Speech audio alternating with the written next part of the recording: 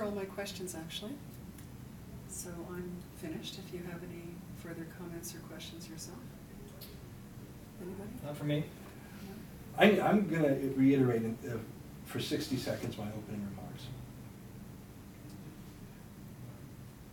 The matter at hand, in my opinion, is not whether it was right or wrong to publish the cartoons.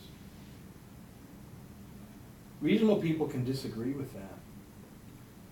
Most editors in the country chose not to do it. In fact, almost all of them. Maybe they were right, maybe we were right. The question at hand is, who should make that decision? Who should determine what's offensive or not? Who should determine what's reasonable or not? Who should determine what the word fundamentalist means or not? Who should determine if a cartoon is too risque or not? It's my contention that the government has no business doing that. That in fact, even if I, quote, win this complaint, I've lost. I've had to pay thousands of dollars in lawyers' fees. I've had to waste an enormous amount of time.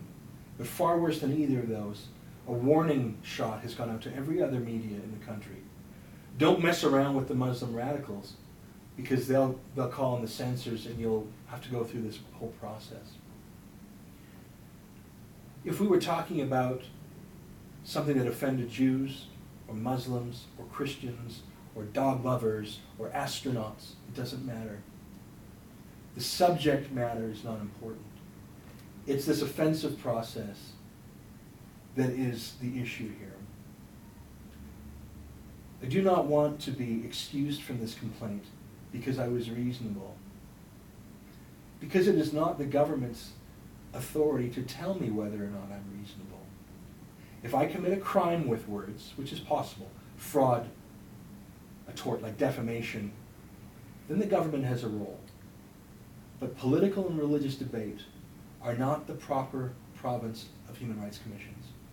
They have exceeded their original mandate.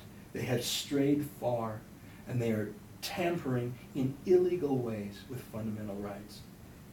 It is my hope that this matter is not dismissed. It is my hope that this complaint is accepted, that it goes to a hearing, and that I happen to appear before the most fascist of the panelists, some thug down in Lethbridge named Lori Andriachuk. I hope I appear in front of her, and I hope she's having a particularly angry day. I hope she hears every word in this, and that I call her a thug.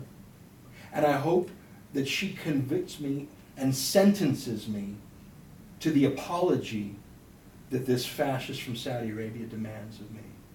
Because then I will take this junk out of the Human Rights Commission and into real courts, where 800 years of common law and the Charter of Rights and the Bill of Rights will come to my aid, and where we won't have hearings where reporters are not allowed in, and we won't have hearings where my defense team is limited to one person, and we won't have hearings before a divorce lawyer like Lori Andriachuk, who knows nothing about constitutional freedoms.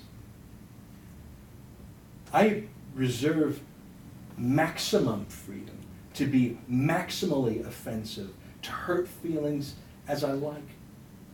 I didn't do that in this case. A few thin-skinned radicals were angry. It was a reasonable publication, but that is not what should exculpate me. My rights as a free man should.